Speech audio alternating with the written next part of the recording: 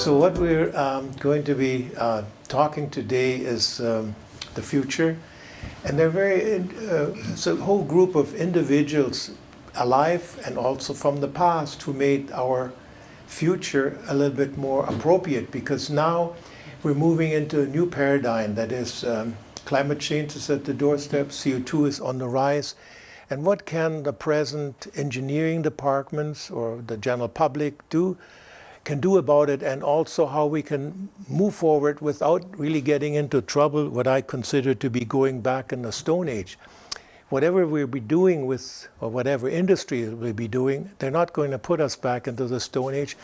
It's a technical approach which can solve the situation we're in. I attended a lecture in Canada, and the speaker came from the Northwest Territory. It's always very cold up there. The permafrost is melting, and it makes it difficult for wildlife to roam around, difficult for the bears or whatever.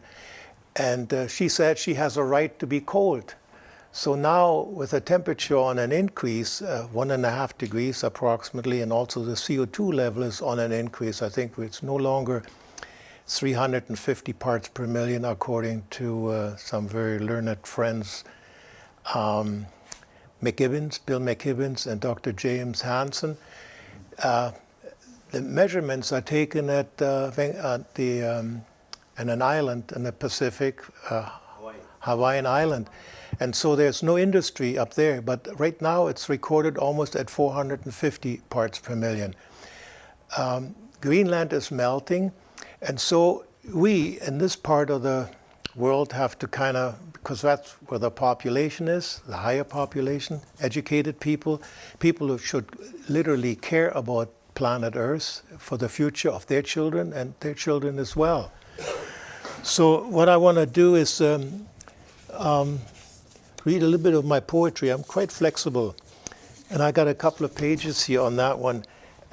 Edmonton, where we came from, like Berlin, had an electric streetcar, an underground, an S-Bahn, which is a quick one, very much like a rapid transit system, and also ferries, because right through Berlin is a very large river called the Elbe.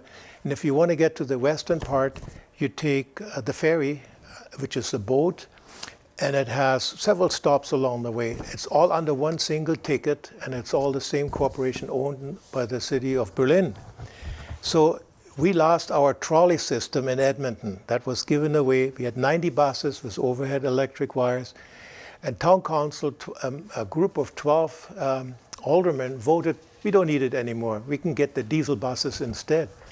So now we have a LRT, rapid transit system. And it's not necessarily replaced all the buses, but it does fair amount of movement of citizens from the college to the university, to the northeast Edmonton area, where there's about 45,000 people in one. Matter of fact, I come from a city which has now 1.2 million people. And so the rapid transit system was developed at a huge cost and a lot of inconvenience for the citizens who are driving their cars from point A to point B. And so the rapid transit system shares the same road network system as the street. And so passengers are not passengers, but people that use cars, drive, coming and going, disappointed because there's a lot of delays and there's barricades to come down and rise. Traffic light is computerized and programmed in such a way that if the train happened to come by and the boom comes down, you can't make a left-hand turn, all kinds of inconvenience. So my little poetry will illustrate it in a way, and it's a kind of making fun of it in a way. You can walk or ride. You can use a sister's bike. It is best to avoid a flight. Take a bus, the price is high. You must flip a dime.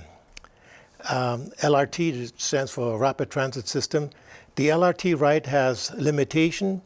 The train run on high elevation. 5 units are kinda long. We must then sing a song. Too much walking in and out, and any station you can count.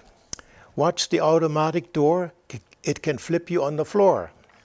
The north end has the Clairview station. you must have a lot of patience.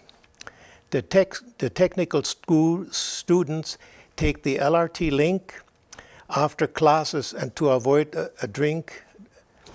Talk about the Millwood run. When will that link be done? Construction phases create unpleasant fears for the car drivers and pedestrians here. Our West Edmonton Mall light rapid link is far behind schedule, I think. The Bonnie Doon run is stalled. That drives you up the wall. Too much stairwell climbing the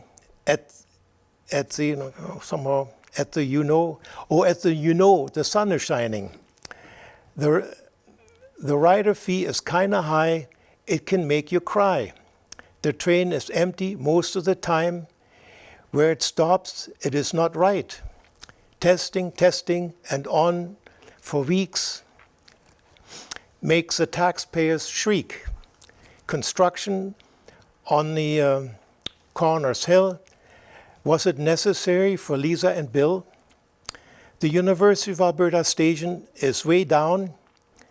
Is that the place for the new Chinatown? Our aldermen and mayor see the new increase for that the increase shall be. The Churchill station has a lot of escalators where the electrical motor is fitted with a carburetor. The underground stations are drafty and cold, even in the summertime, my soul. Light rapid street crossings are a pain, especially in the rain. My advice to you for the night, take along a flashlight. Older folks have been mugged and I hear never saw the daylight. Do you hear? It happened to be that a lawyer's daughter was actually mugged in the LRT, in the underground portion, and passed away. Very sad. But from a security perspective, the LRT not necessarily really helped the dilemma from what the city alderman had figured at one time would be a good idea.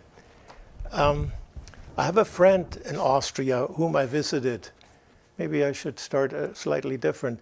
As an electrician, I have been doing photovoltaic equipment, and this last week with my son, we were working on one project where it's a battery backup and photovoltaic cells are installed on the roof and on the garage wall. And it's a grid intertie and a device which allows the entire panel in the house to be an essential panel, so that when there's a power failure, the lithium-ion battery will back up the house with every item in it, like microwave oven, lights and plugs, etc. And so, and the fridge as well. So we have about 27 kilowatt hours of energy in the system. So we're now experiencing power failures, and so when you're interconnected with the grid, like Steve, for instance, is, you sell energy in the grid for X number of dollars, and when there's a power failure, you have nothing. You know, you're helping the grid, but when it comes to your own private, it's not so good. So really, what is required is a backup system, and it's very expensive to have that lithium-ion battery. It can be also done with lead-acid batteries, as I have done with my son on an Indian reservation. In fact, the grant for that project came from Leonardo DiCaprio. He made a grant available to the oldest community in the province of Alberta, which is twice the size of the state of Oregon. And that has a population of maybe 4,000 or 5,000 people, but it turns out that when, in case of a power failure, they would have a backup system. It's very cold in the north, and so if you don't have a backup system, unfortunately, your water lines would freeze, and so that's a sad part about it. I'll get back to that in a moment, but this is that lady who gave that talk about I have the right to be cold, and as the temperature increases, it makes life difficult for them. things are melting. And I was going to point out to you that in Canada, we are adjacent to Greenland, and Greenland is part of Denmark. That's not that important, but in Greenland has constantly been snowing, and the snow level is on the rise. It doesn't really melt in the last 100 years or so, but in the last decade, it started to, and so that water is running into the Atlantic Ocean, and it will ultimately rise the level. And some of the falls are so high, they're bigger than Niagara Falls. You know, we may sit back and say, oh, it's their fault. I don't know whether we should turn around and blame, but this is occurring right now. And I think the news media is not giving the message to us as citizens as to what is happening elsewhere. It's also occurring in Alaska as well. I have, as you heard in the introduction, I've been involved with raising funds for grid-connected wind turbine. And this, I got a calendar just the other day for the year 2024, August, and it has a wind turbine farm in Romania. So not only do we have them in Alberta and Germany also, Enercon is a company which manufactures gearless wind turbines, and I have a photo right here. Beautiful. As I came down the Columbia River, and I've known it for a long time, there are wind turbines which have about 3 megawatts already, and very tall towers, extremely long blades. And as we travel along the Columbia going east toward Bings, go up north to Wasco and Chanaco and Bend, one of those tower sections was so high it wouldn't fit underneath. They had to let the air out of the tire to go underneath. So the new towers are actually very large in diameter, and the turbine itself reaches now 10 megawatts. Enercon used to do all the electronics work with field excitation by DC energy, energizing the field windings and modulating the density of the magnetic field in order to produce alternating current for the grid. They have scrapped all that. 10 tons of electronic material was put aside, and they're going permanent magnet now. Permanent magnet, so you have only the stator, which is the stationary part. It has the winding in it, and the other parts have the magnets in it, which are revolving and creating this, from the magnetic flux, an electrical current, being alternating current, and then it's rectified, or the other way around, I should say, and it goes into the grid. DC is coming out. And so it's a new approach toward creating wind power. If any one of you may have gone down to on the Columbia River and had a look at it, and the state of, and the county of Condon and Gillen, enormous amount of equipment. And right now, we still have the Columbia River producing hydropower, and there's brand new high voltage lines installed which are leading in the direction toward California, maybe air conditioning, who knows, or electric cars for that matter.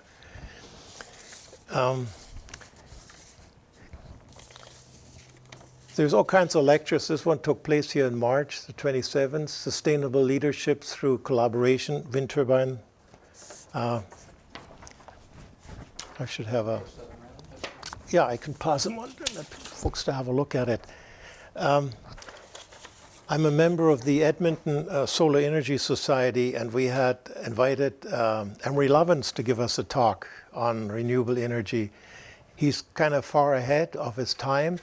He's from the Massachusetts Institute of Technology, very, very knowledgeable individual, and also his wife, Hunter Lovis, also does a lot of research and statements to the public. This gentleman, I haven't talked about it for a while. Let's just go back to Enercon for a moment. These are some of the components which are in use for installing electrical equipment, wind turbines. The nacelle, generators, and blade portions. And it's a large warehouse with an overhead crane. Equipment can be picked up and located wherever it's needed for the technicians to make the complete wind turbine. Are you going to permanent magnets? Permanent magnets.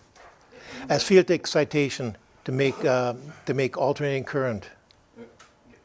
Does that simplify the number of parts? Yes, it does. 10 tons of electronic material was set aside, and other companies, wind turbine manufacturers, are following suit.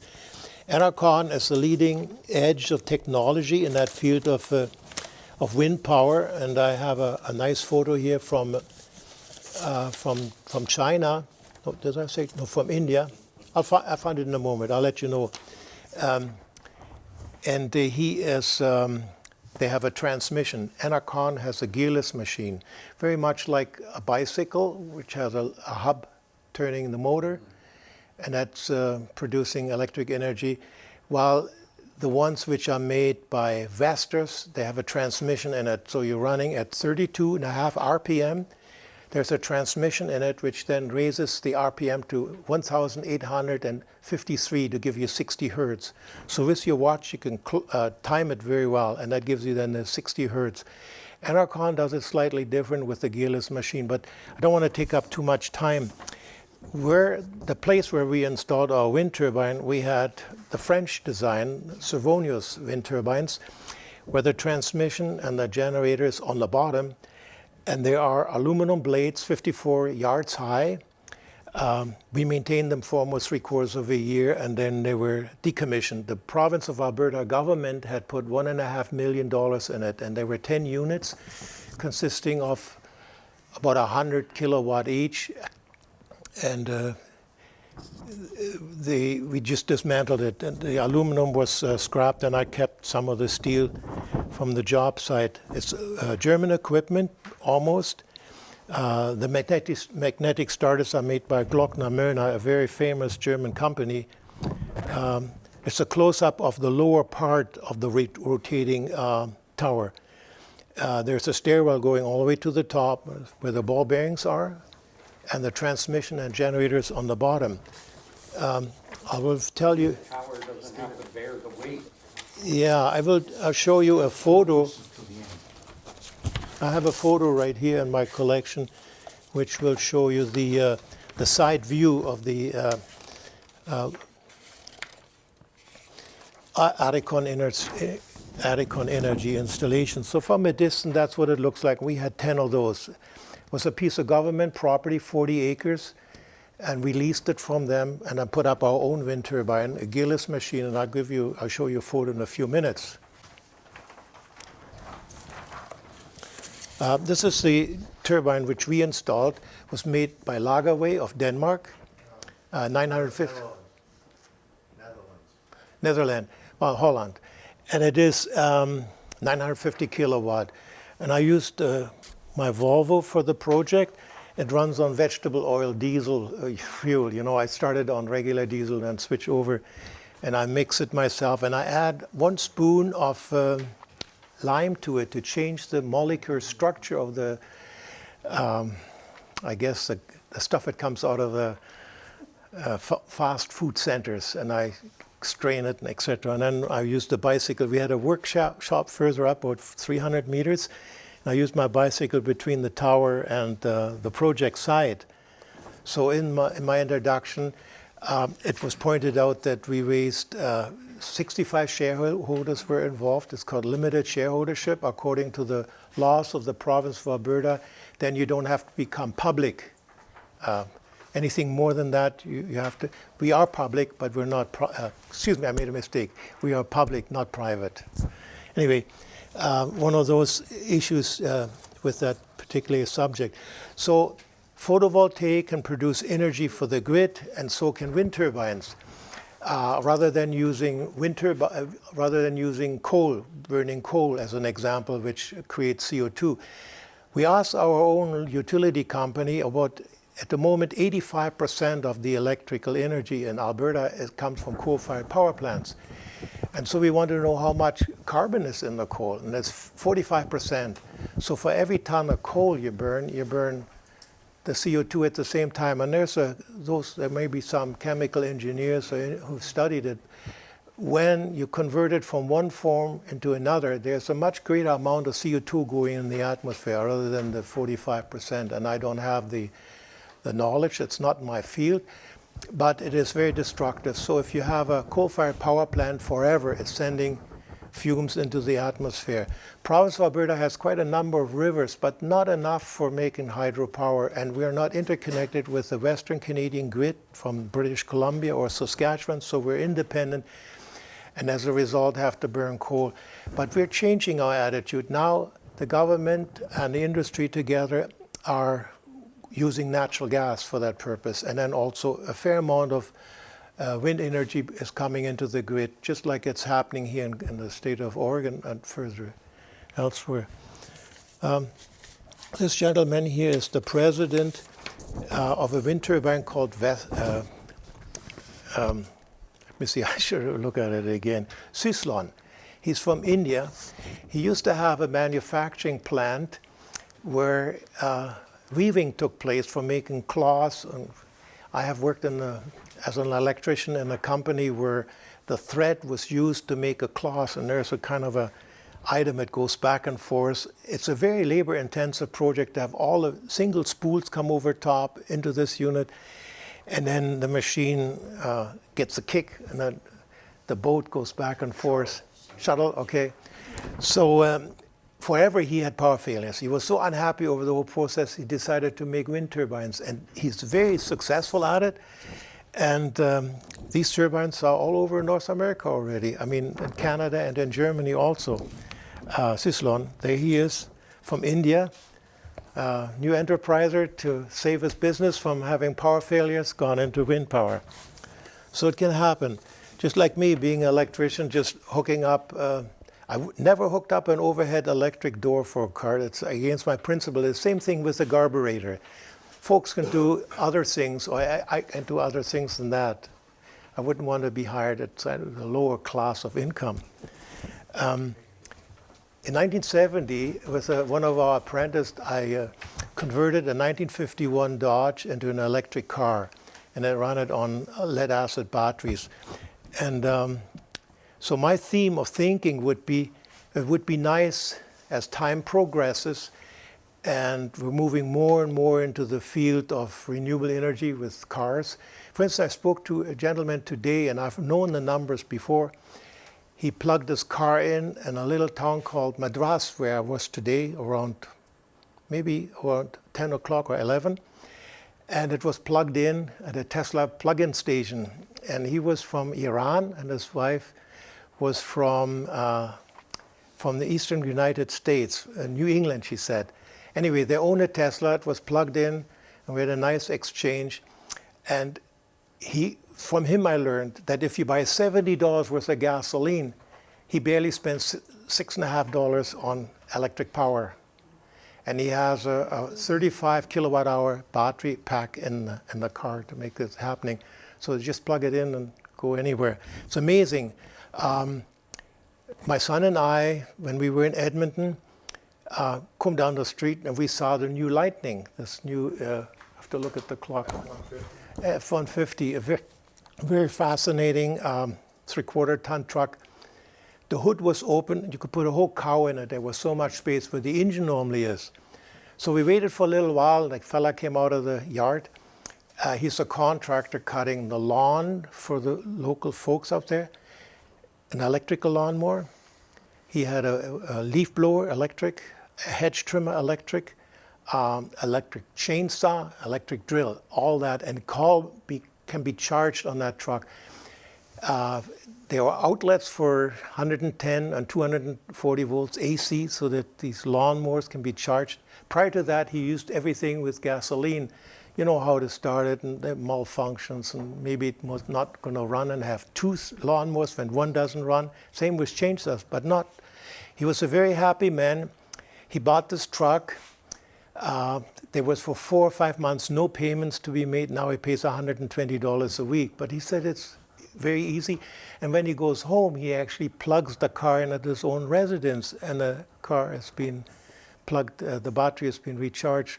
Don't have to go to Tesla. I understand now that there's a Tesla charging. I was here when it was under construction, and Steve told me that it's now commissioned a few days ago. It was dedicated about a month ago. Yeah, so that's really great. It's a plus for Oregon. Anyway, I talked about electric cars, and this is the one, a Tesla right here. No, it's a Nissan. I've got another one for Tesla. It's a new way of transportation to go around. This gentleman also told me while we were there, if he steps on the pedal a little bit hard, he can reach 60 miles an hour in about 1.5 seconds, and it cannot be done with any other internal combustion engine as rapidly as that. We call it 100 kilometers in an hour in 1.2 seconds. More about this one.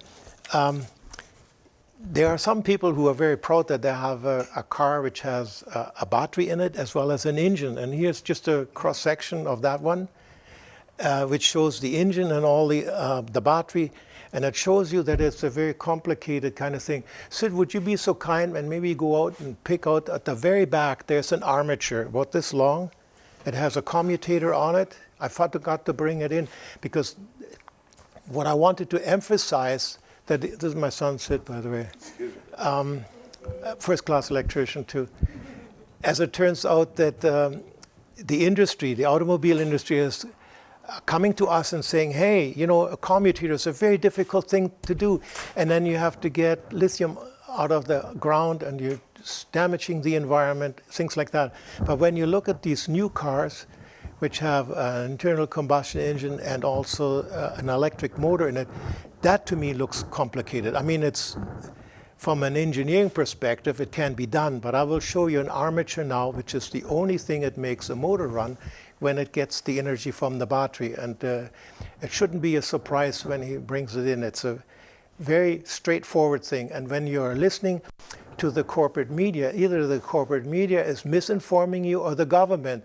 There are all kinds of issues which they're using to discredit us from what we are doing as electricians or as technicians in that particular field of changing from one state of surviving on planet Earth what we've done in the past. You are all folks all very familiar with Shakespeare and maybe with the gentleman who wrote a play called The Death of a Salesman. He insisted on continuing to sell horse harness when there were fewer horses in use. So to me, in my own way of thinking, is that that's the same thing with maybe the automobile industry. They don't want to give up. And so we as electricians with our movement in the electric car, wind turbine, and photovoltaics are making an effort. And then it appears as though, my way of thinking, and I'm only in a question period, I'd like to hear what you're thinking of, but they're trying to take the credit away from us and give the credit more to the automobile industry who have been doing it for 100 years. But I have news for you. It is not just 100 years ago. There was a Baker car. Okay, here's the armature which Sid has in his hand. It's a solid shaft with a ball bearing on front and on the back. It's laminated steel with slots in it where the electric wire would put in. And each coil segment is then soldered onto the armature, which are segments of copper separated and isolated by mica, a very high temperature unit. And when the unit revolves, there's a set of brushes which either picks up the energy when it's a generator, and when it's a motor, energy goes in here to make it turn in the magnetic field of the electric coil. So the industry who are making electric cars are telling us that we are coming in as wrongdoers. Well, the average car has an alternator anyway, and it has a starter, exactly what we're having here. So it's a contradiction in its own way. Anyway, have a look at it. It's you machine it on a lathe, make it very smooth, and a set of brushes are made out of carbon, which pick up the energy. And the more current you draw, the larger the brushes, and also any size up to 200, 300 horsepower. And when I was living in Berlin, the electric streetcar also runs on an overhead wire. And Werner Siemens is the one who had, he lived in Berlin. He has two brothers. One had an electrical company in London, They made underground, they made cables for communication, and transatlantic cables were installed. He had another brother who had a factory and lots of employees in St. Petersburg. And Werner von Siemens was in Berlin. And with Halski, they got together and they put up electric streetcars in Berlin in the 1800s. And I'll give you the date here. My hometown.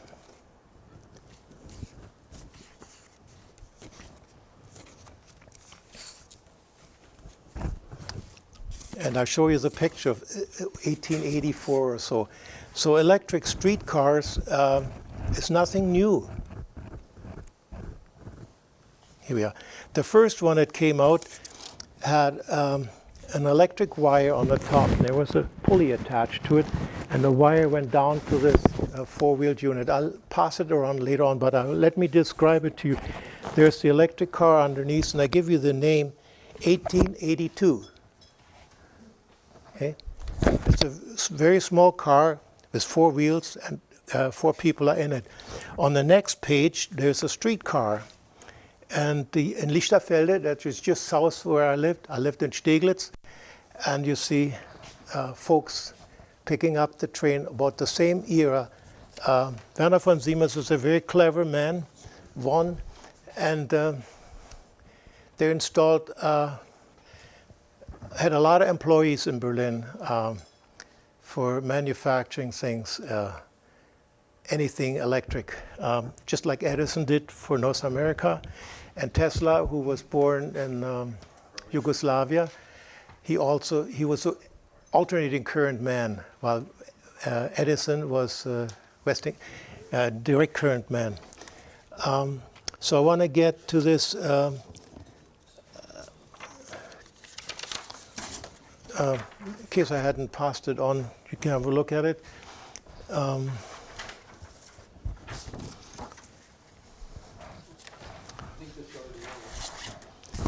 In the book, this friend I have who is in Austria, I visited with him. His brother, Anton Hinteregger, was a senator for the Austrian government. And this book was given to me when I was in Austria in 1980. And I've known it for some time. There was the Baker electric car in the 1880s. There's the Baker electric car. It has photovoltaic cells on the roof. And I'll pass it on. Like Steve has an electric car with a photovoltaic cell. So he's actually 100% self-sufficient by using energy from the sun and making this vehicle of his run. It's called ELK. Here, the same thing. Energy from the sun goes into the battery and then runs the car. If you plug in your car and you're getting energy from the grid, if it comes from coal-fired power plants, you may be doing a little bit to your good to Mother Nature, but also this is a better approach. This photo is not the very best because I have another one made by Radio Shack. You can see the photovoltaic cells in the upper part of the roof. So I pass that on and you folks have a look at it. That was 1903. Believe it or not, there were more electric cars on the road than there were internal combustion engine, because Henry Ford hasn't gone far enough ahead at that time. So when the electric car is coming back to Canada or North America or Europe, you shouldn't be surprised because they were before us and they were put aside for one reason or another. Okay. Also, I think when the Model T Ford was around, the only way you can get gasoline was at the drugstore. They knew how to do it, to convert it, and then you had to go in there with a bottle to get it.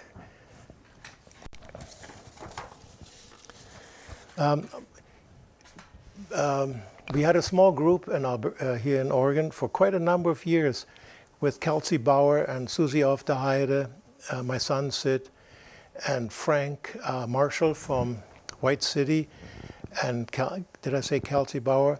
And Michael McGuire, who's now passed, and also Steve Marianoff. We had 6 anemometer towers in the valley collecting wind energy speeds in order to have the data on hand. We collected the data on a chip and then analyzed it later to evaluate whether it would be good to have a wind turbine in the valley here, a wind turbine farm, and we projected 3.7 megawatt of energy, and I had quite a number of meetings with town council about it. And also I spoke to the general manager of the ski hill.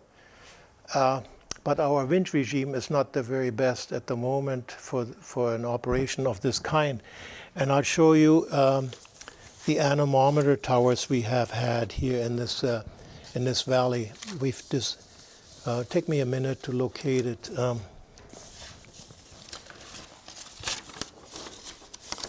We had 7 in the valley here. This one here is in White City, and this one is at Green Springs. They were 7 meters high with a data logger on it, and we managed to get our, there was a battery involved, photovoltaic cell, was self-sufficient, and we have data for almost a year for each of those locations. Here's another anemometer tower. Susie of the Heide helped us a great deal. This one here is located Butte Falls. This was located at Butte Falls on one of the hills. Anyway, it was fun going around talking to individuals who gave us a kind of a handy advice. I've got some photographs here from the book which I own. It was printed in 1924. And it is the electric car with a 2-motor. Well, maybe I begin with the 1-motor unit here. Susie of the Heide has an electric car, and it has a rear end with an electric motor on the differential, and drives the 2 rear wheels, and then there's a battery pack in it, and then of course the controls at the front. This is a British design with a rear end, and it has an electric motor built into the spider gearing. And it was about 1924 in England, and I just pass it on. These are solid tires, solid rubber tires before the pneumatic tires came along. That's the one with 1 motor. This is from about the same era, 1910, thereabouts. It has 2 electric motors.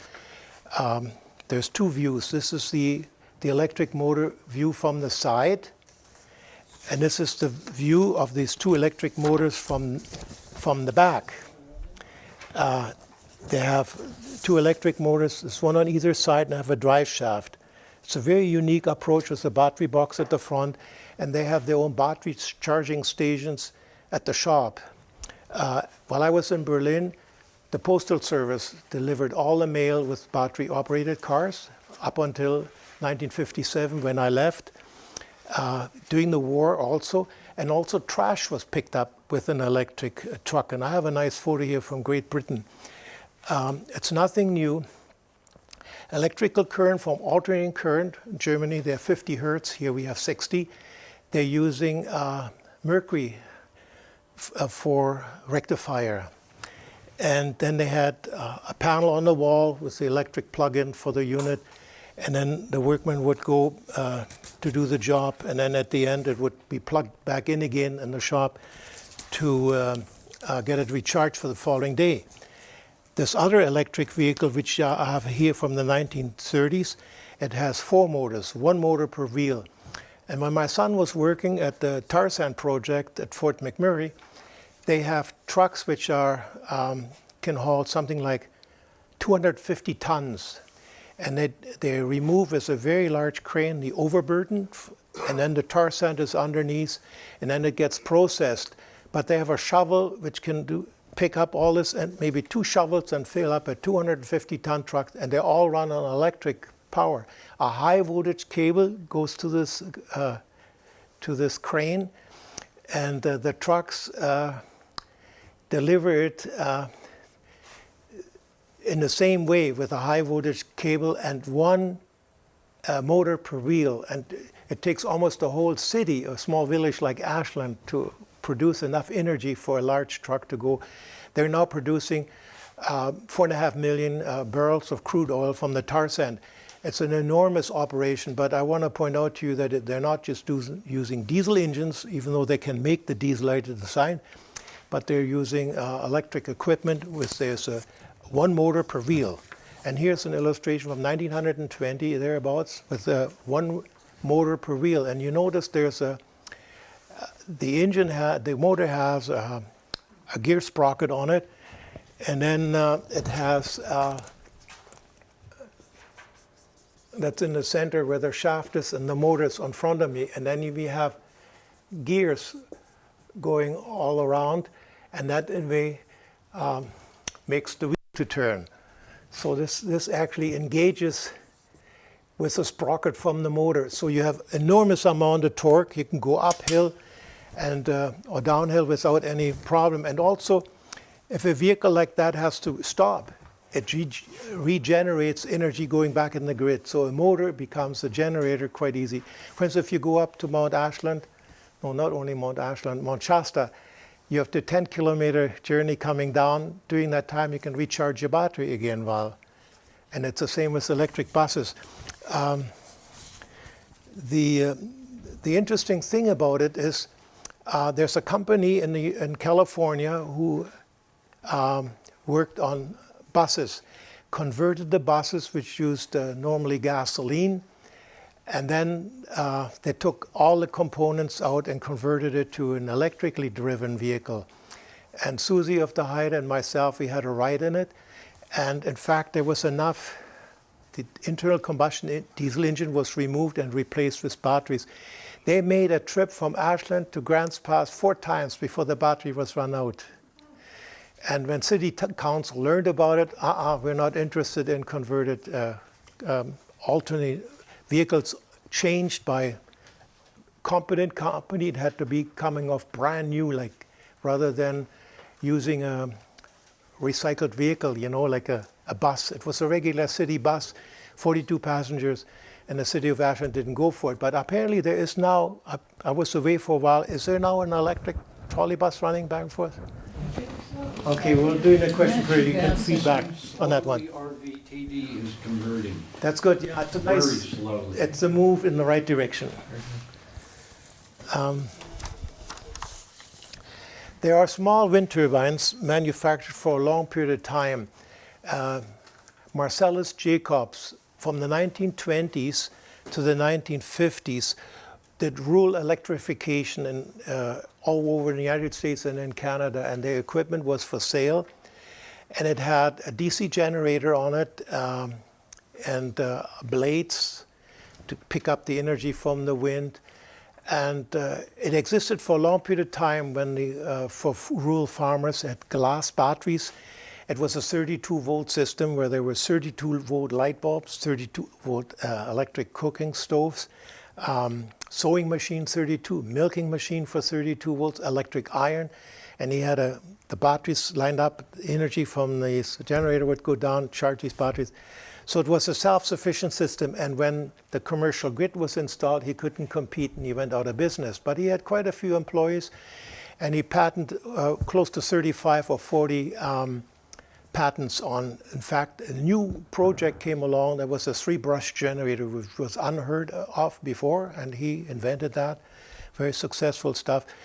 He didn't have a wind tunnel, and so he improvised, and he told us, had a half-ton pickup truck, told the truck driver to go a certain speed, and then he was making various adjustments at the top. A wind turbine tunnel is a very, very expensive deal. Only the government of various countries have them, or very large corporations.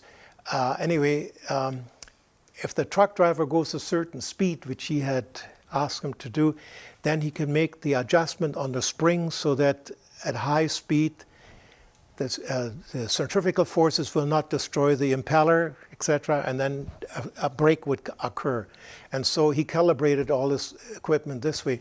So I want to point out that there's an innovative approach. It's not necessarily called cottage industry, but we as a people participated to make it happen. And I think it's a wonderful thing that on an individual basis, a large corporation eventually, that it moved in the right direction toward a successful business. I have at home also a 1913, it's a magazine which is still published today, and it's called Scientific America. I didn't bring the cover with me, but I have the story from the inside of this. And what it is, it's in Egypt. This occurred actually in Egypt, where the sun is shining on a parabolic frame and producing heat, and then the water is removed as an energy, and I pass it over to Steve to have a look at it. That was 1913. It's from the American Scientific American. It's a very large magazine, about this wide and this tall. So there it is. I have, there was a red book I had for a while. Maybe I could have it back there. Thank you. I'd like to see that red book again, too. All right. There's a little quote I want to make from Anton Hinteregger, who was a senator, and Rudy is whom I know. Rudy told me that he is a director of the Ford Motor Company in Austria, and it's the largest Ford Motor Company dealer. And he gave me this book. The company printed this prior to 1990. And I just want to point, and I've already shown you this Baker car, which was in here. They're very conscientious about it. And what I like to point out to you is we think in terms of the sun just being out there doing their little job and supplying us with energy, and we have to use fossil fuel. That's not necessarily that we have to get all our energy from fossil fuel. We can get it from the sun. And I want to quote you a little bit what it says in Rudy Hinteregger's quote on the sun's energy and sun's power. It's a very striking one. And it's on page 11, and the book is called The Sun Plan. It says, we, as far as we know, the only users of these enormous amounts of energy from the sun are at a distance about 150 million kilometers from this gigantic reactor that is referring to the sun. It's a gigantic reactor, and receives only 2,000 millionths part total from the solar energy given out. So if you have the sun out here and then the earth, which is quite far away, 150 million kilometers away, the energy goes everywhere, all over, and it hits Earth 150 million kilometers away. And that energy in 1 second, which hits the Earth, is enough to what all the electrical power plants on planet Earth produce in 1 year. In 1 year. This is a scientific statement. It's not phony or anything. This is the truth. This is proven over and over again. In 1 second, the energy from that sun hitting us 150 million years, 150 million kilometers away, gives us the energy in 1 second, which would take all the electric power plants on planet Earth, producing that energy in 1 year. So don't ever underestimate the sun as being there. According to the latest estimate, let's say it will burn for another 700 million years. That's it's a possibility, or even longer. There's nothing. It's a large reactor, a nuclear reactor. So here I want to just show you a little diagram of my own here. There's a horizontal line here. This is more or less when sort of planet Earth came into existence. That represents 6 billion years here. 6 billion years, I put it like this. And we're right about here. 3 billion years. All these years, trees were growing. This was all, let's call it solar energy. And right here in the year of, let's say, Neanderthal was here 1.5 million years ago. He was born at that time. Then the Second World War came. First and Second World War is right up here. And then the energy consumption of either natural gas and coal and oil start to increase. Prior to that, we used wind power, horsepower for all our daily needs. And then over on this side here, I guess I should make it like this. This goes, let's say 300. I don't have the number in my head right now. 60.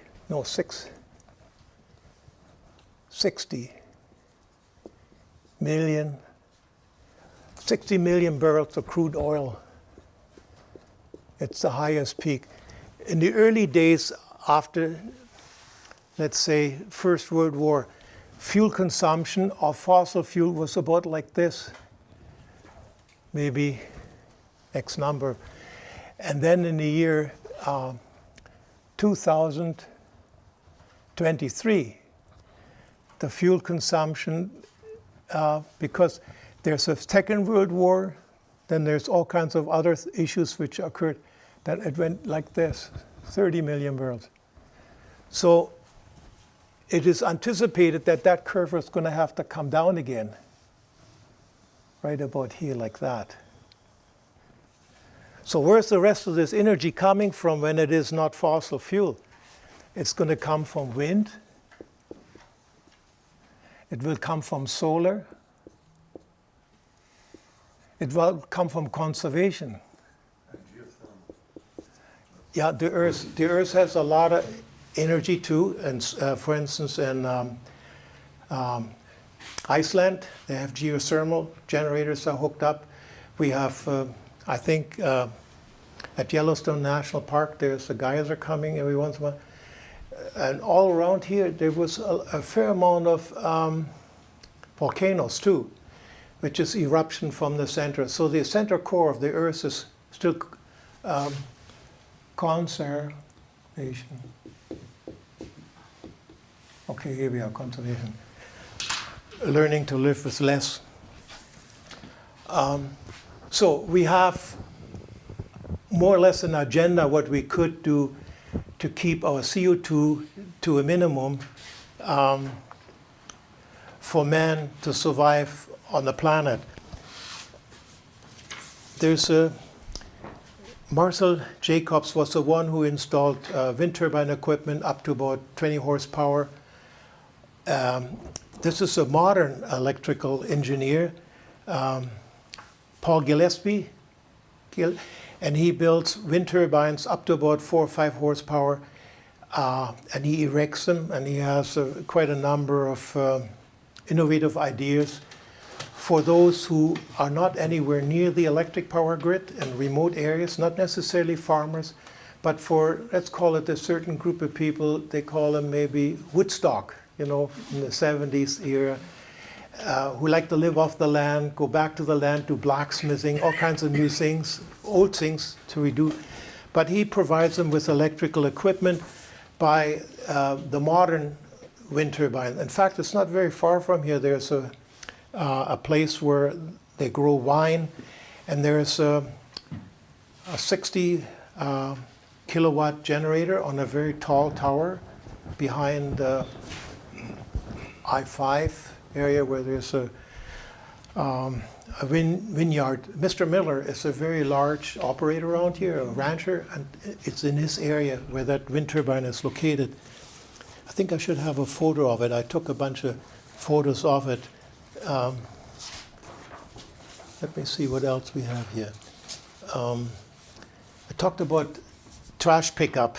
There's a 2.5 ton worm-driven vehicle collecting trash in the city of London, and there's the photo of it where the folks can then take the can and dump it in.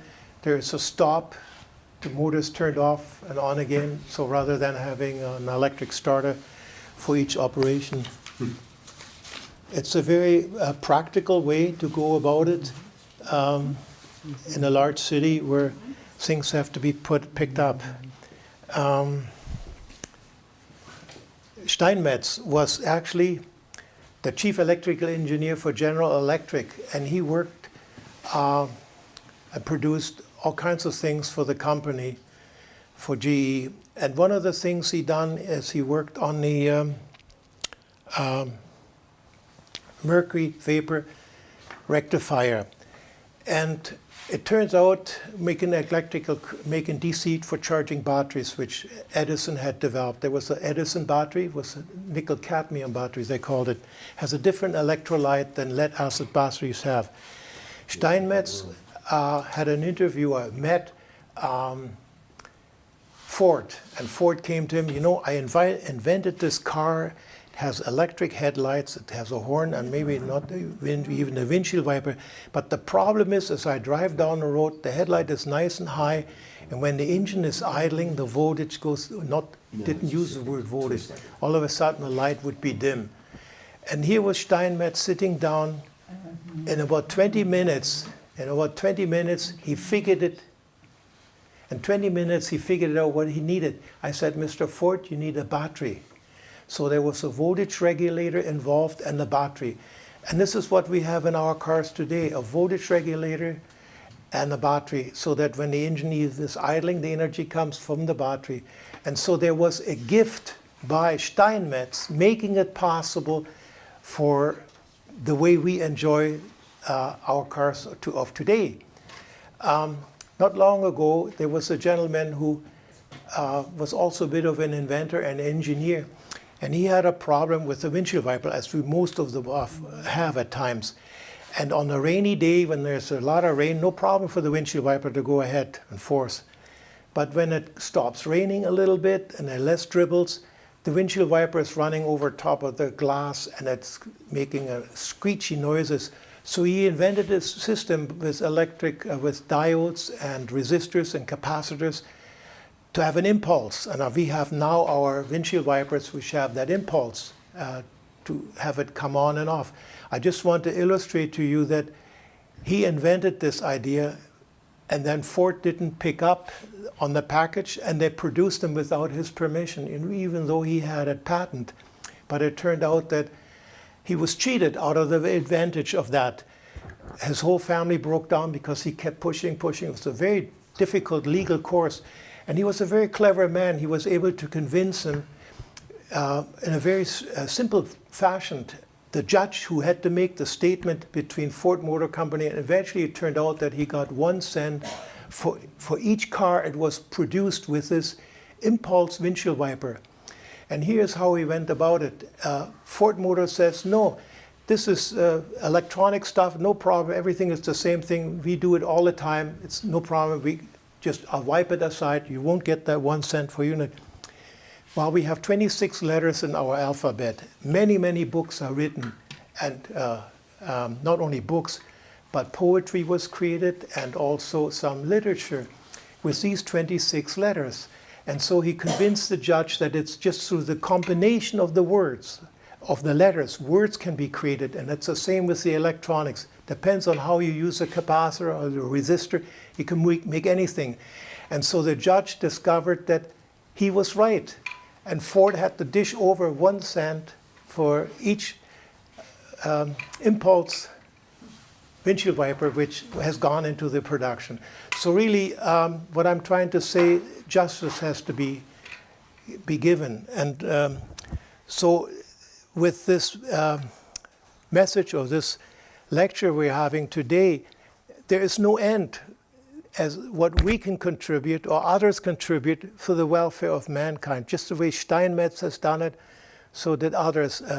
For instance, we have a very famous man who was born in Yugoslavia. And it's funny, you know, I was from Germany, and Americans claim him to be an American. He was born in Yugoslavia, but he was the alternating current expert. He felt that what Edison has done all these years was not necessarily right with the DC current, DC voltage. In fact, Edison had a very difficult problem to charge for the electric energy which produced, because he had a watt hour, which was a liquid, and he could only do it as high as 5 amperes, while Tesla, on the other hand, could go into hundreds of amperes.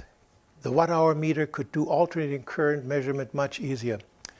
So in the year of 1892, a bill was passed in the House of Commons in Ottawa in June the 18th, and the United States in May the same year, 1894. And it was the measurement of the international electrical units. They were approved. The joule, the coulomb, the ampere, the ohm, the Faraday, and the watt. and a couple of more were there along the Henry.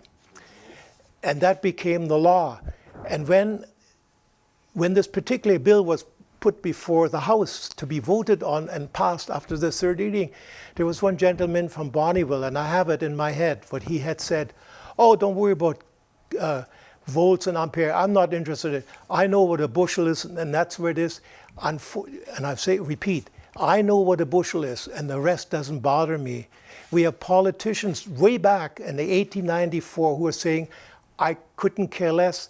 We have those same people today that it's really none of their business to make a statement like that. And it's in the Hansard. If you want it, you can find it. This is not a fairy tale. So what I'm basically saying to you is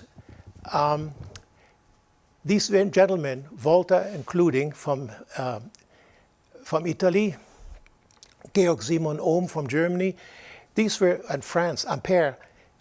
It was an international group of physicists in those days who made it available for us to understand that this is a new kind of measurement, no longer centimeters or millimeters or kilograms or pounds or anything.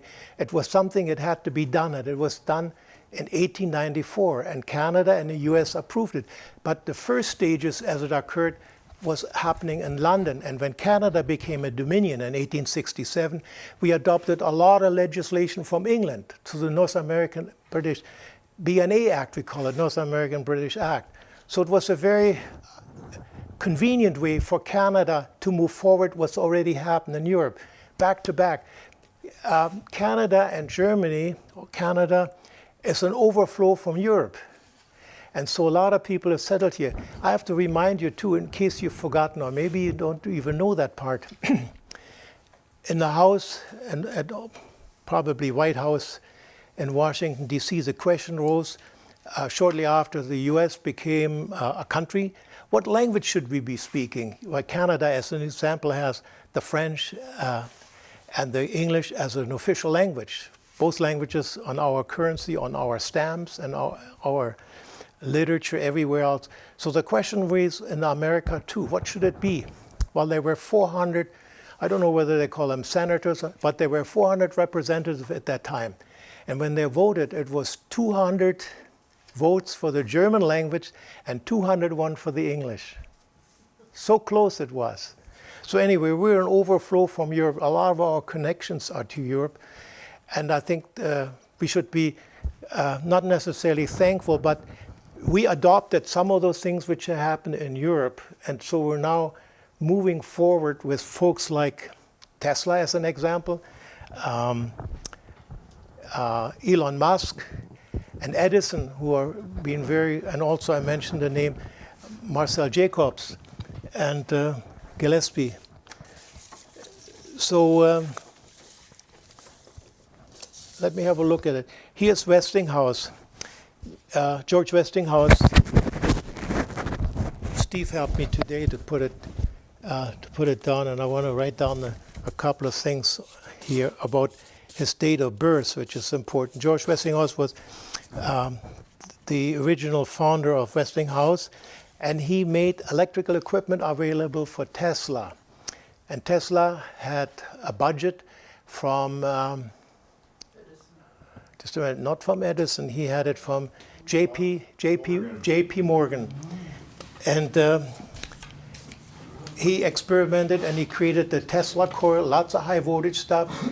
And he made a fluorescent light, for instance, illuminate without having it hooked up. That was a magnetic field. Carl Friedrich Gauss of Germany was the one which knew a lot about magnetic field. And Tesla had this high voltage coil which creates this magnetic field, and the fluorescent lights up above without being hooked up worked, got illuminated. So Tesla was under the opinion that he wanted to make electrical energy available free of charge to all citizens. So Westinghouse and JP Morgan supplied all kinds of equipment. And when Tesla was asked to work for things didn't quite turn out the way it should have been for Tesla. So he tried to find employment with Edison, Thomas Alva Edison. And he got employment, and during that time, he asked the question, you know, I like to kind of liquidate my business. He had created over 85 or 90 patents, which he had designed over the years. I will sell it to you for $55,000, actually 45. And Edison says, no, I won't buy it for that price. So let me go over this here one more time. I have the years when Edison, I just write it down here quickly. Edison, when these, he invented the light bulb. I guess we all know that. And I put down 1847. He was around till 1931. Tesla.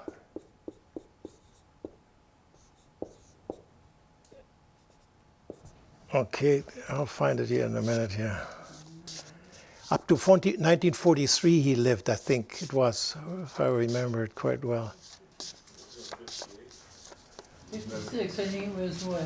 Well, didn't the stamp commemorate, and it was 58? Yeah, I had, But I think, there was, I think Tesla passed away during the in Second 1943 it was, wasn't there a post drive handed out? And I thought his date The was, laminated thing, yeah, doesn't that commemorate his? is that 1941? 1856, 1956. Okay, I thought it was an 8, yeah. So did he live up to be 100? No. Yeah, he was 1920, and I Well, think my he understanding is he died before the Philadelphia project got underway. yeah, 1920, Which was during the Second War, and they didn't really understand his blueprint. 84 years. Yes, no, and then the government also took everything that he had, yeah. Correct. He died a poor man. They say he would be actually the richest person in the world.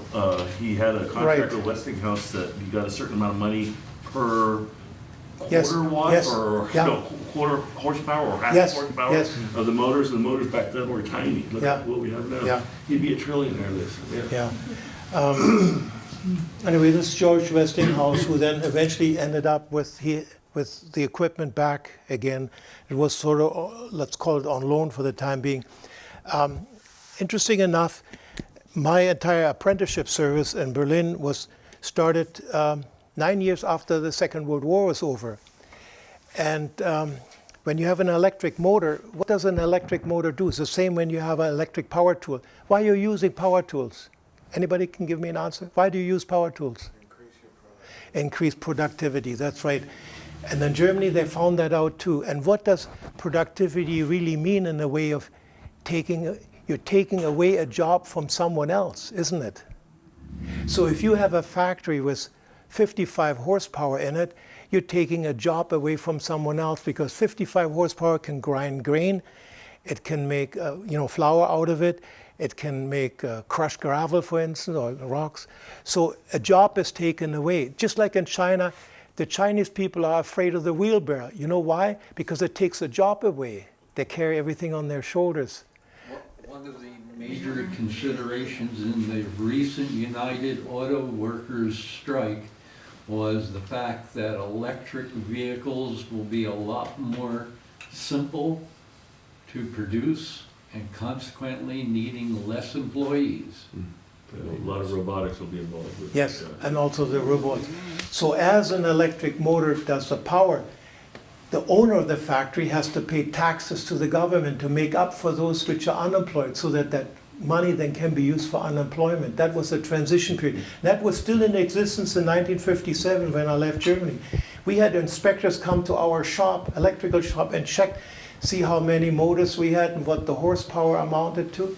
There was an electric grinder and a drill press and a lathe, and that was then the amount of taxes, like a form of a royalty that had to be paid. We're clever. You look around and have a look at what Caterpillar is doing with those large pieces. In China, everybody uses a shovel or a wheelbarrow as an example. Or better yet, when the Three Gorges Dam was built, it was done on the shoulders of the coolies, of the local people. The world's largest earth-built dam was done on the shoulders of the local people. And if you had agriculture, large equipment like Caterpillar, these people would have had no income, you know. So we have to work it out in a form of as a tradition, as a gentleman, in a transition, so that everybody gets a fair share out of it. That's what I'm saying. Here, this is a photo about Tesla. He was born in 1971, very recently. That's Elon Musk. Elon Musk, of course, Elon Musk. There's a little bird at the back there with the wings. Elon Musk. He is the one with the Tesla car. He might be Tesla. No, I'm sorry about that. I'm using. I'm not necessarily confused, but it's just a slip of my tongue. I meant, very clever man in a way.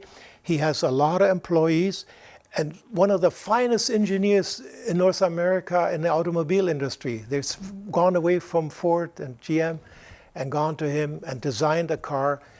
The new one has a Falcon door. He has 5 children. He wanted to build a roadster car for 5 passengers, and he did. He doesn't go by the year of a car, such and such, as we know nowadays. It's either the Model X or the Model E or the Model X. He has three kind of cars. Progression through time is Right. determined by And- design rather than the year of the model. Exactly. Very successful, a unique vehicle, and also it puts the automobile manufacturing people in a position where, how is it possible? How can it be done? And he did it, you know.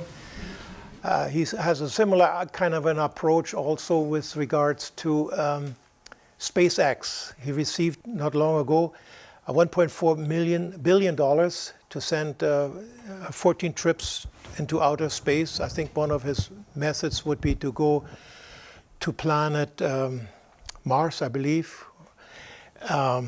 Not necessarily to set up a colony. There's this hypothetical idea that what we're doing on planet Earth might be someday to destroy it. And if he has a colony on planet Earth, it would be like an isolated place. If we're going under, then it would be an alternative up there where civilization. But I don't want to go into the detail as to what he's thinking about. He's a unique enterpriser. It's wonderful that we have him. Fail safe for humanity. Yes. By Yeah, having fail safe. a seed of humanity somewhere else other than on planet Earth. Right. I just show you the book. I have several, at least 6 or 8 books on Tesla. There's one. 83. Enercon of Germany with their wind turbines, the gearless machines, E66. How many kilowatt would that be, Sid? Not sure about the E66, but they started with about 3.5 Megawatts. 3,500 watts. And Yeah. that was their first machine, and they now have 10 kilowatt machines. 10 kilowatt, that's right. 10 megawatt. 10 megawatts, thank you. Okay.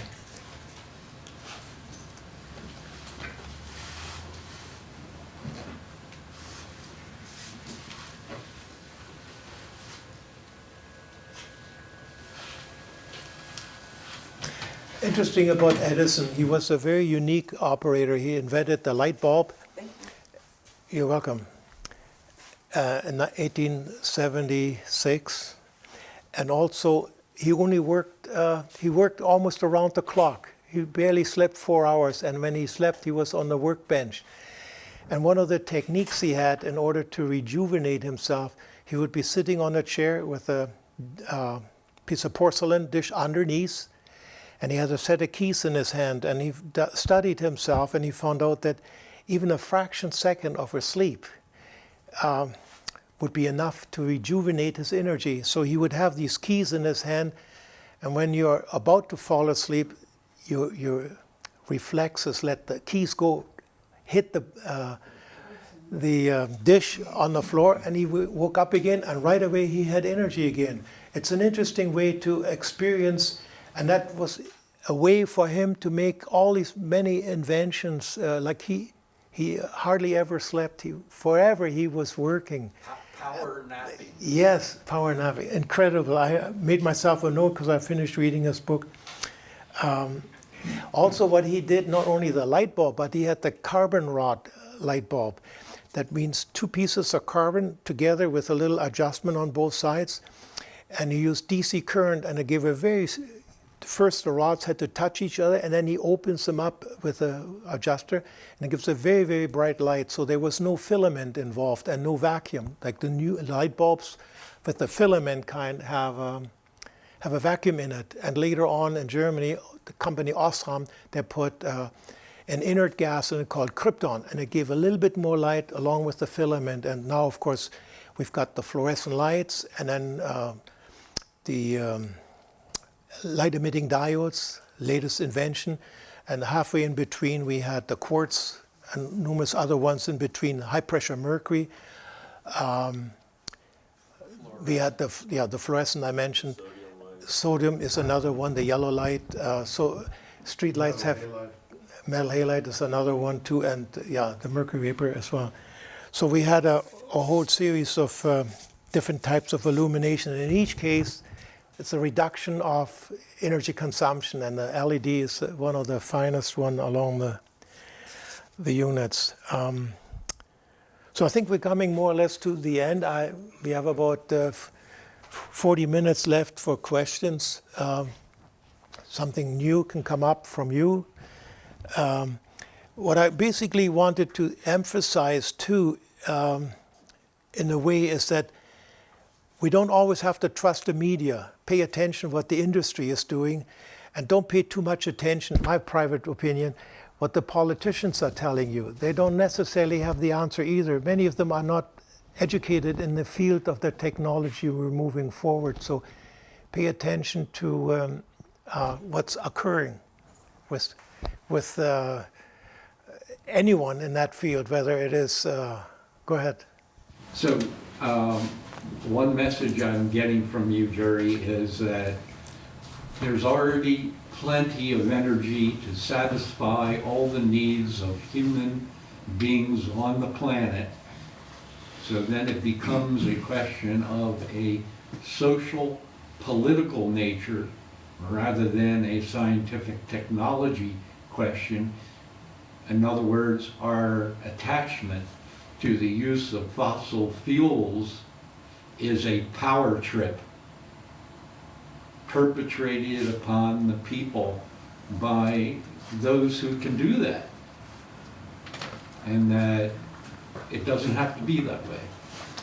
Yeah, we can act as a safety valve to make sure that whatever comes comes to the market can be mass produced. In fact, long time ago, when an invention was documented or filed, it took 30 years before it reaches mass production. Nowadays, it's a matter of weeks and days. Something new comes up, there's somebody out there buying it.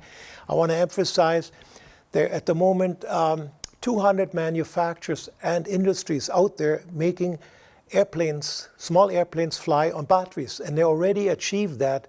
There's a 2-passenger airplane on the market running on batteries, 45 ampere hours. They put $7 worth of electrical energy in it, which normally would take over $400 worth of fuel, like kerosene, and they can travel X number of kilometers. 200 factories of manufacturing. Sweden, for instance, is very high on the list in Göteborg. And now they're working also on the dirigibles. If you have a helicopter, one blade breaks, the helicopter comes down, and also the passengers are gone. The dirigibles, not dirigibles. Yeah, dirigibles. There's another name. Yeah. The Zeppelin? Zeppelins. Yeah. But you're talking about drones. The drones, dirigibles also. They have a fan, and then There's also circumnavigated the planet Earth a an airplane that is With photovoltaic- ultralight airplane. Yes. Using solar panels Yes. as the only energy source. In this case, the drones are designed in such way they can vertical takeoff and then travel. And it's already been perfected to the point where it's very, very successful. They can be mass produced now.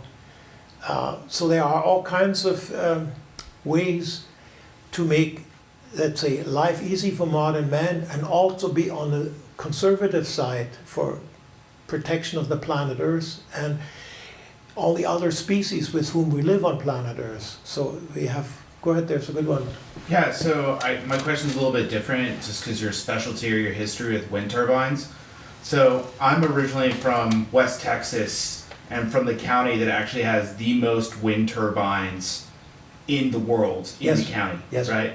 So the county's got less than 1,000 people on it, but it's just filled with wind turbines. And there's decommissioning and upgrades that happen to turbines. Yes. And so there are these turbine blade graveyards, right? That end up like no one, I mean, it's literally, there's like a county next door that literally has acres of these blades that no one can do anything with.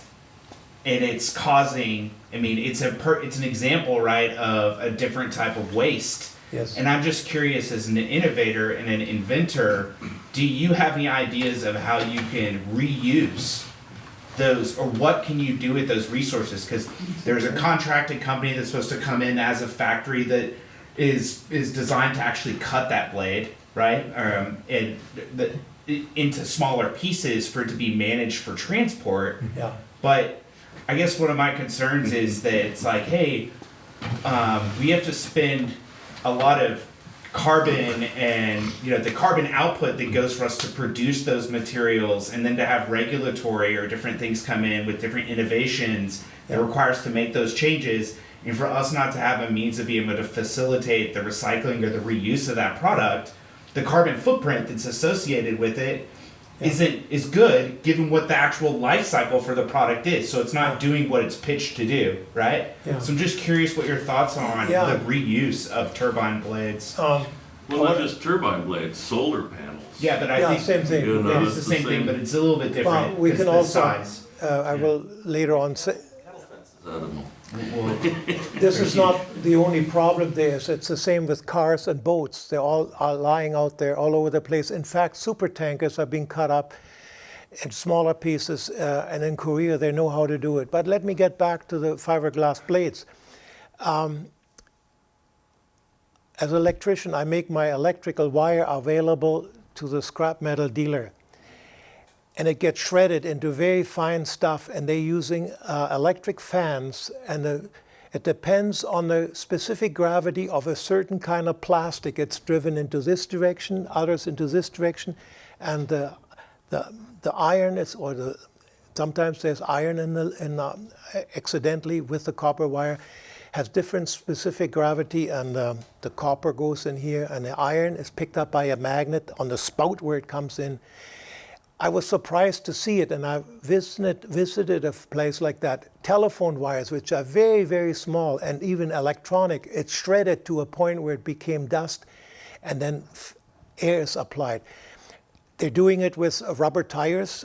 They're creating crumbs in it, and then crumbs can turn into rubber mats. I would agree with you that it's a serious mistake that energy has gone in. They only last 20 years, the full life cycle maybe 30. It can be shredded again and then reused, very much like in Alberta, for instance. Concrete is not thrown away. Concrete is the most expensive rock because energy has gone into it, and cement, and then transported to the job. When you compare that with a regular rock, there's nothing wrong with the rock. That's how it came. But concrete is expensive. So what we're doing now is crushing the concrete and reusing it again, because curbs and gutters, there's so much, there's millions of tons, and it's being reused. It's an approach with the rubber tires and wind turbine. I'm not the one who would go out and say, do it, but modern men's ingenuity can go further. I like to point out to you, we as modern people have to kind of adopt and watch what the animals are doing, or the insects. There's an item called a spider. And the spider eats just conventional food. There is no high temperature involved. She can make a thread which carries its own weight, and it's done by ordinary temperature. So in Alberta, we had our university, we have the Nanotechnology Institute, and everything is broken down, excuse me please, but out of old, when a chicken is finished and I consumed it, there's bones left over and fat. They can make gasoline out of that again using nanotechnology.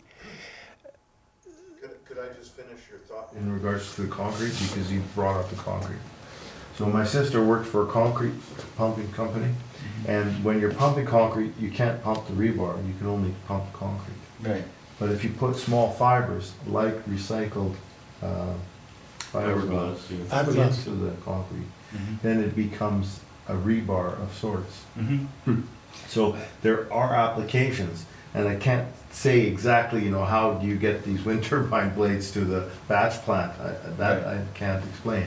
But I do know that these big concrete pumping trucks, and they have a sort of a boom, Yeah. which they pour the concrete into a form with.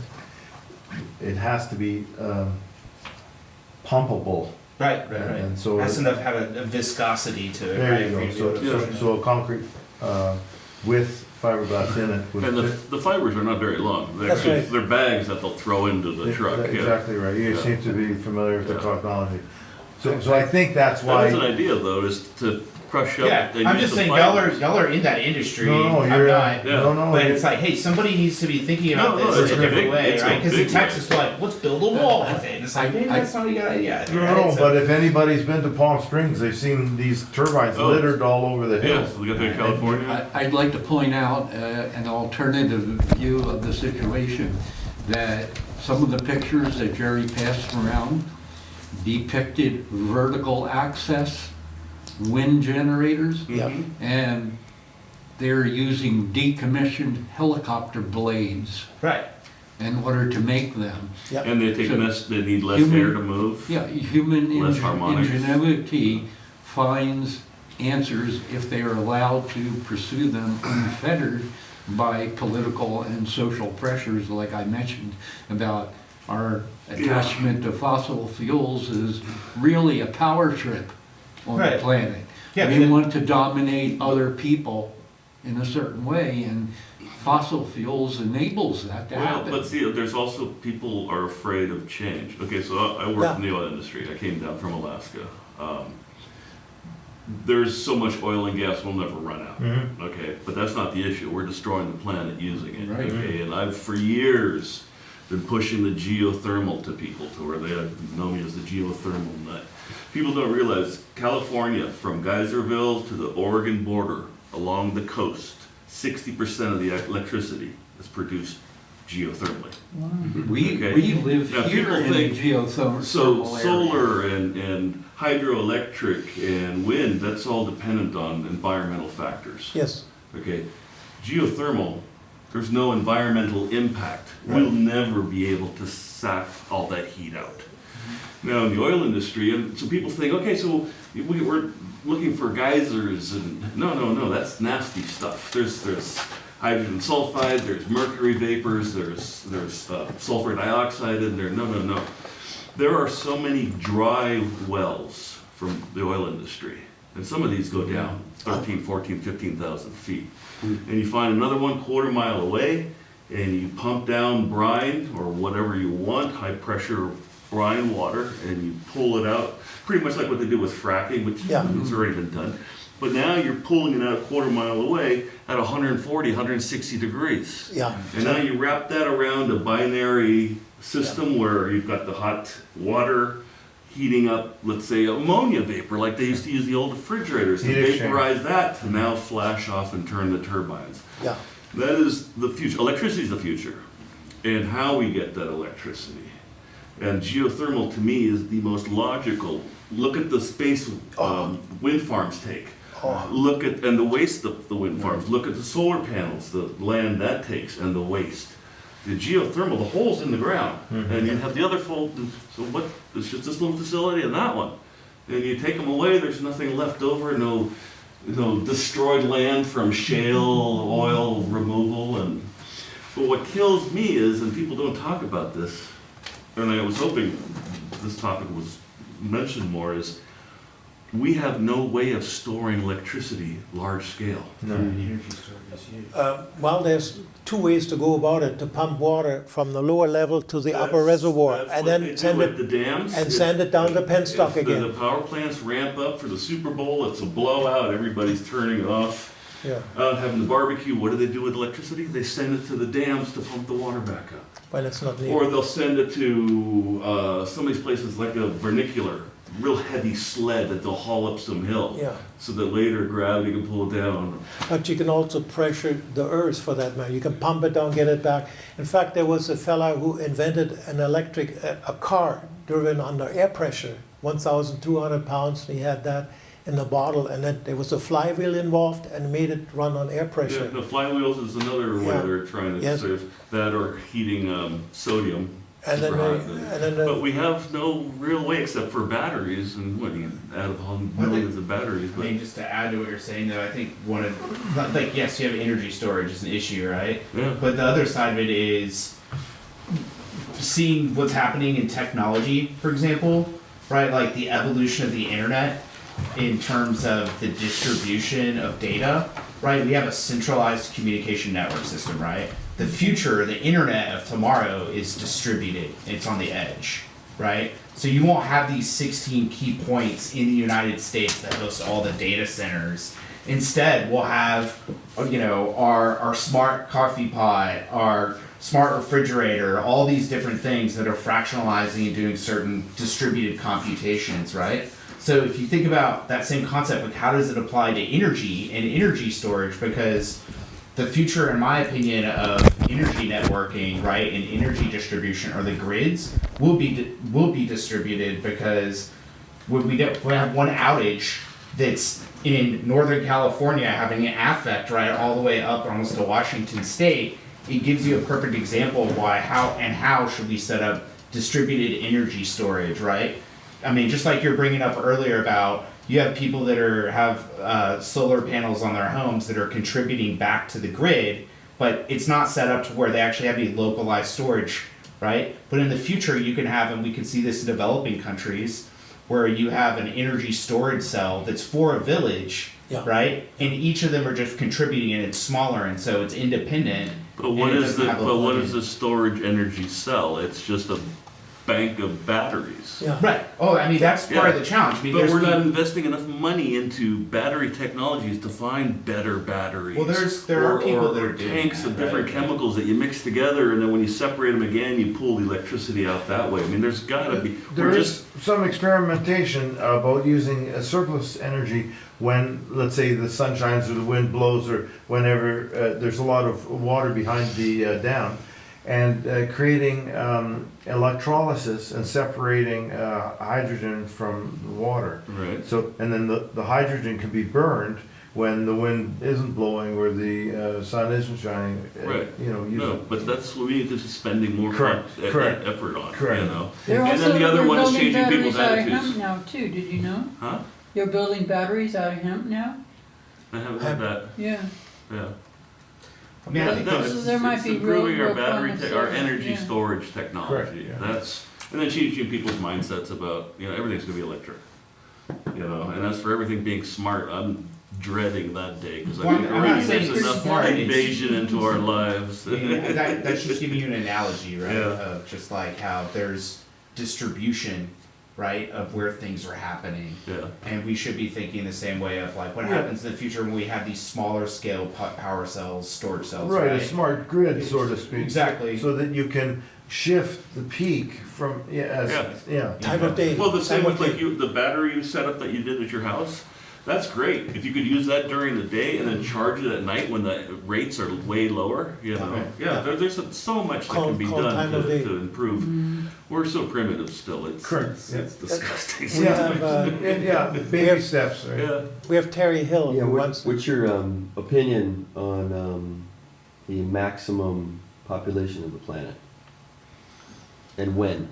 Well, Well, according to what my daughter had said, and they have a different perspective of looking at it, is we need, the way we're living currently, we need another planet identical to the size we have. So maybe, as she puts it, we're a bit overpopulated.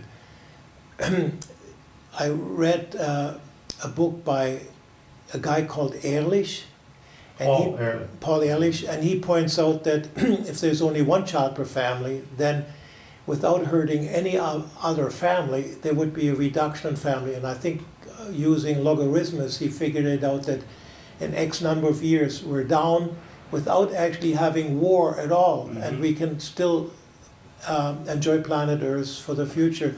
So it was said, I was pointing this out to my son repeatedly in a way, that when my wife was born on the farm, they had horses to do the work, and they had a kerosene lamp, and they had the newspaper, and the train brought in various pieces of equipment. It was a happy life. There were lots of children.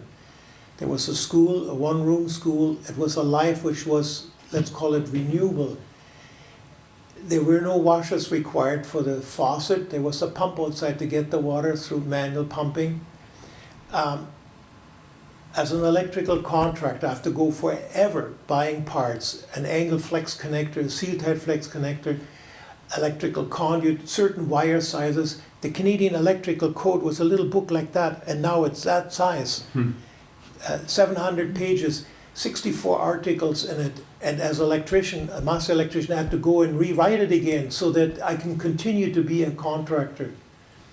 Anyway, what I'm saying is that to drive around and getting these parts is so complicated. A simpler life would have been better, but I don't think I can change it. That's our way of life. We have now an electric iron to iron our clothing. Maybe the modern clothes don't need to be ironed, but in the early days, the woman had a kitchen stove. There was wood in it. She put the iron on. There were two.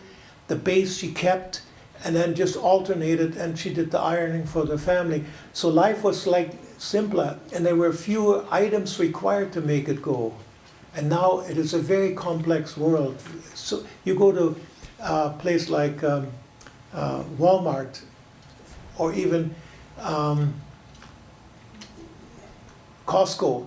So many things, even the warehouses are plumb full of plumbing fitting, electrical fitting, everything special. That means more trips, and our highways are loaded. In 1957, when I came to Canada, there was a rush hour traffic at 8 o'clock and then at 4 o'clock.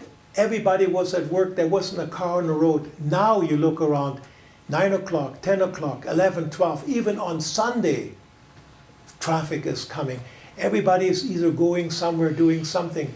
I would like to mention, it was not often talked about, at any one time, at the present, there are 1 million people in an airplane flying around going somewhere. And each plane has 28 tons of fossil fuel in it, kerosene.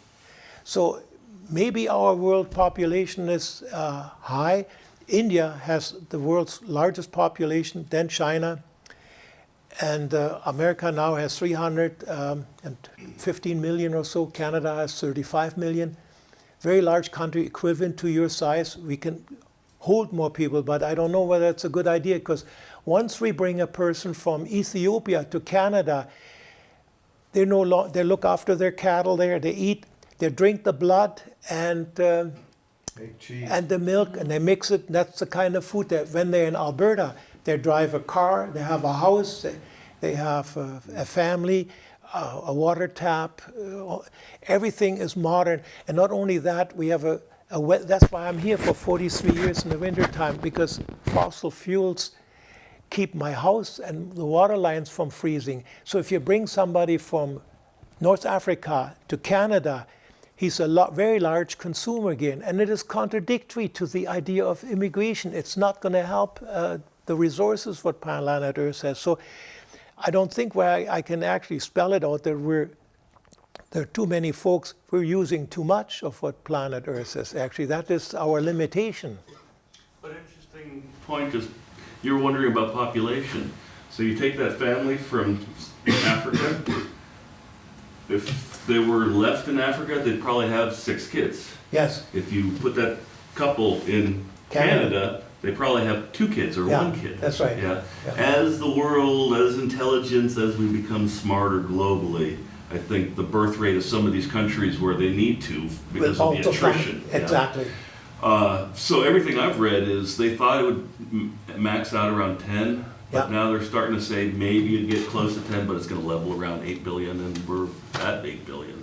So I used to worry that, we're Yeah. going to run out of land. No, Yeah. technically from what they're saying, Yeah. because people are having fewer kids. Yeah. The more intelligent you become, you realize, Yeah, I don't it's, need 7 kids, what does that cost? So I just thought I'd change, because I think you bring up a good point about, like, what you just described is about culture, right?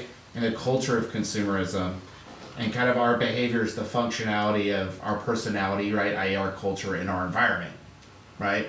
So the environment, a person being brought into a different environment in that culture, they're gonna adapt to that culture of consumerism, because of what they have access to.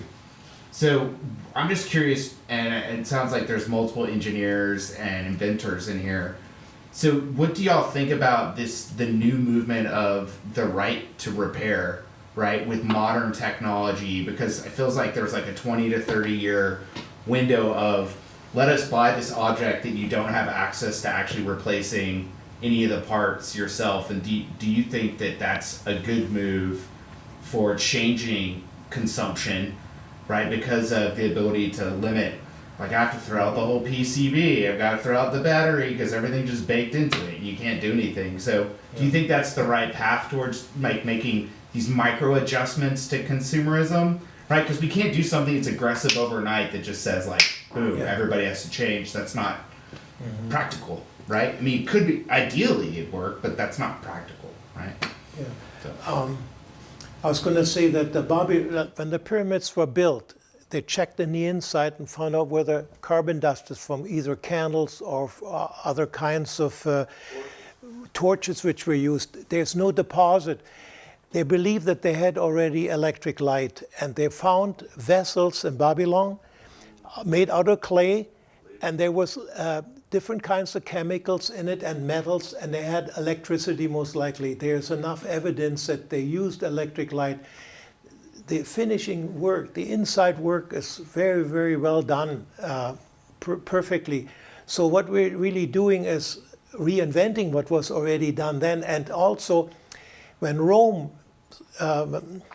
went to Egypt, from the libraries they had in Rome, they went to the Egyptian library and said, by golly, if they have the same what we have, then there's a reason we don't need it. But if they contradict what we have, there's another reason we don't need it. So they destroyed the Alexandria library. The Chinese have a recorded history of over 10,000 years. And I believe the people in Palestine have 6,000 years of recorded history. We need to go over into that area as well and have a look at what was already done. Maybe we're treading on other soil. I'd like to also point out the business of recycling. Come back to this question you had raised earlier. I didn't give a full explanation on it too. I have a friend who is part of the Archaeological Society, and she's also a potter. And when you make pottery on the wheel, it very often collapses on you. So what they do is they add tamper to it. And tamper is actually an old piece of pottery broken up in smaller pieces and added to the new clay. And then it will not collapse by the time it gets to be dry in the outside. So tamper is also what they've done in Egypt way back 2,500 years ago. So temper, it's broken up pottery from another pot which was no longer of any value. But if you How are do you spell that? temper, just like T-A-M-P-R, tamper. Very simple. It's just used clay, but it has been fried. It's been fired Yeah. and changed its characteristic. Yeah. Another thing I like to add too while we're here on the subject is an archaeologist uses carbon-14 to determine how old the site was where man was. And what they usually do is they go to the fire site and look at it. And here's what you have to pay attention to. Our blood has iron particles in it also. Very small, minute, in a very small form. And so has clay. So when an early man build a fire, and the fire was a certain temperature, the clay was in a sort of floating stage, and the iron particles lined themselves up with the North Magnetic Pole to that point. And when you analyze it again, we now know exactly where the North Magnetic Pole was, the magnetic point, not the true one. And in different places, and they can determine within a year when that fire was being burned. And it's been cross-examined with carbon-14. And it comes out to be right on. Do that with volcanic lava flows as well. And Yeah. craters from asteroid impacts. They So- can check the metals Yeah, and the great. rock. Yeah, so in Canada, we have a Heritage Act, which allows the government to have supreme authority over any artifacts made by early men. They have been roaming this place here for 26,000 years. When we came 200 years ago, we could drink the water. Now think about what happened now. What happened to our atmosphere and also to our soil. Yes, they had wars, and there was a certain amount of population control among them too. They lived off the land with the buffalo. We made some changes. Not that we're necessary heroes, but it has to be all done within reasons.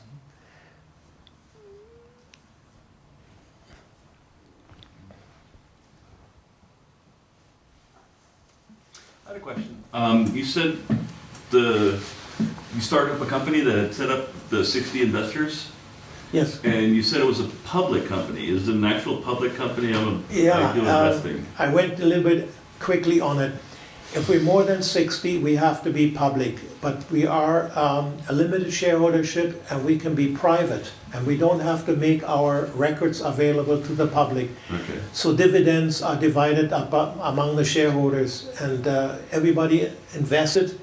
We got a government loan, a very low interest loan, 300,000, and we paid it back, and we had another engineer among them who was an inventor on some solvent which we had created for dry cleaning workmen's clothing, and he had quite a large account, and there were many others who had capital.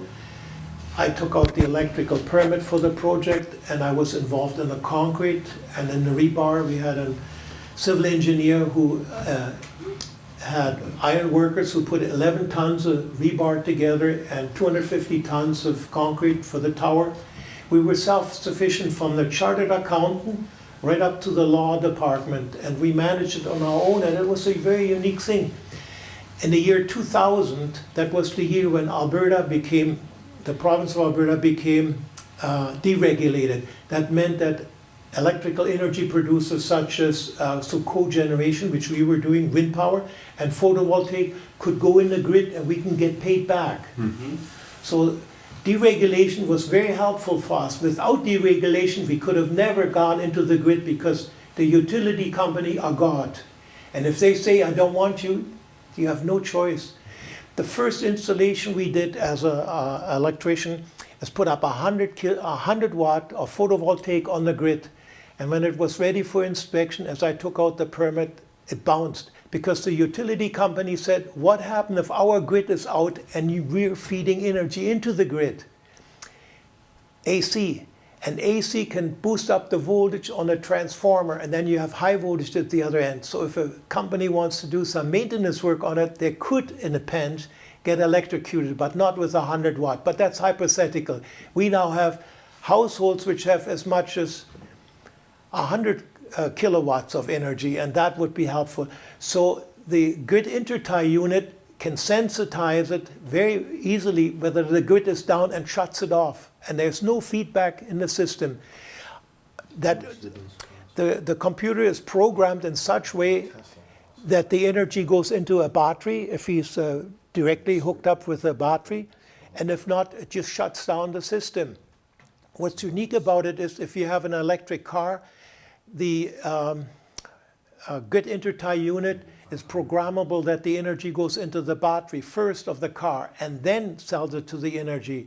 And this is all a piece of cake for the electronic world. There's no more stumbling blocks at all.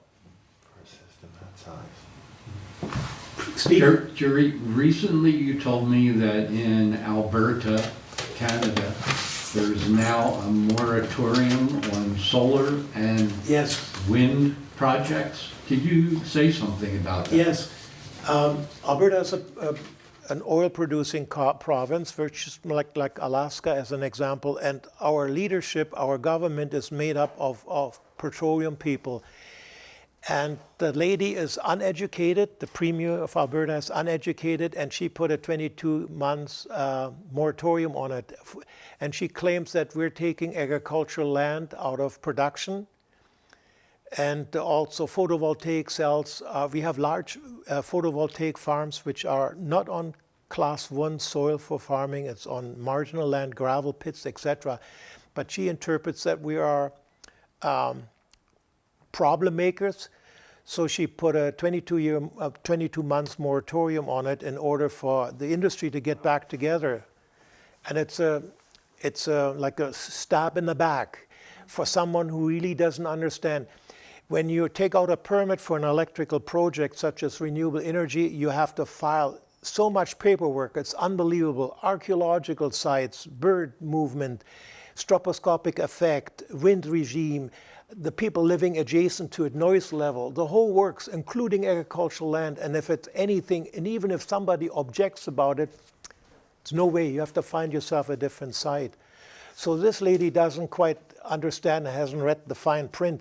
In fact, the Electrical Contractors Association, of which I'm a member with, and the International Brotherhood of Electrical Workers have been involved in finding the electrical code, section 64, is very, very specific as to what has to be done with the grid, how we put energy in the grid, and what paperwork has to be filed in advance. It has to have structural engineering to make sure that the photovoltaic, the roof can carry it, and so on. I don't want to go into more details, but we are proud about our profession, not necessarily that we're doing the right thing. And I think you did point out that it's got to be in such a way that it is sustainable, more beneficial to the next generation. And maybe photovoltaic may not necessarily be the answer. But what's interesting along too is that China was the country in the world which dropped the price of photovoltaic cells because the government, with their funds in China, built 1,000 photovoltaic factories, photovoltaic cell factory, and produced them in such large quantity that the price dropped. Without it would have not happened necessarily in North America. Go ahead, Sid. Just quickly, before your wind turbine went on, you had to have core samples taken of the soil that you were planning to put the wind turbine on. Maybe can you explain, the soil had to be suitable to support the weight of the wind turbine? Yeah. Maybe you can just describe the financial investment in that geomatic research. We had 40 acres of land, which we leased from the Crown, and we were about 4 minutes before quitting time. Cost us $5,000 for the 4 test wells we had to do. And when you pour concrete, you have to know that knowledge.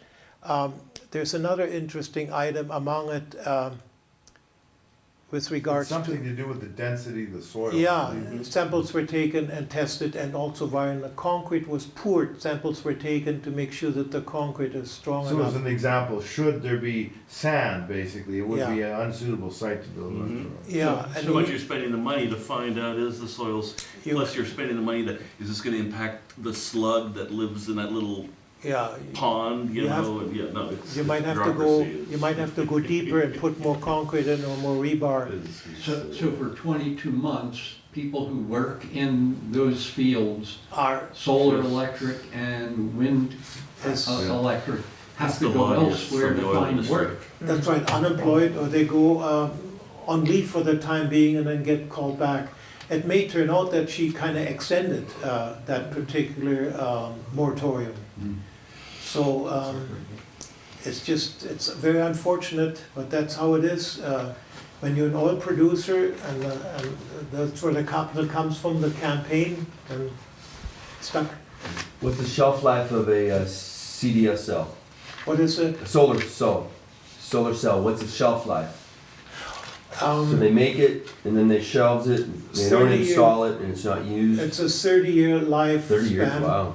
A used, Yes. but he's saying if it's just sitting in the warehouse, never been put in the sun. Yeah. Oh, you I could, would think it's indefinite. you can still use it afterwards, but once it's in use, then you have 30 years and it will Wow. deteriorate after that.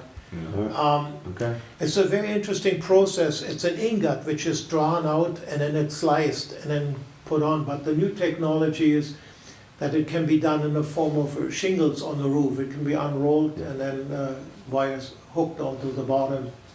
And aren't they up to 35% efficiency now? Yeah, I think, yeah. The rate of efficiency has increased, and it's the same with wind power too. More megawatt on the grid with each wind turbine.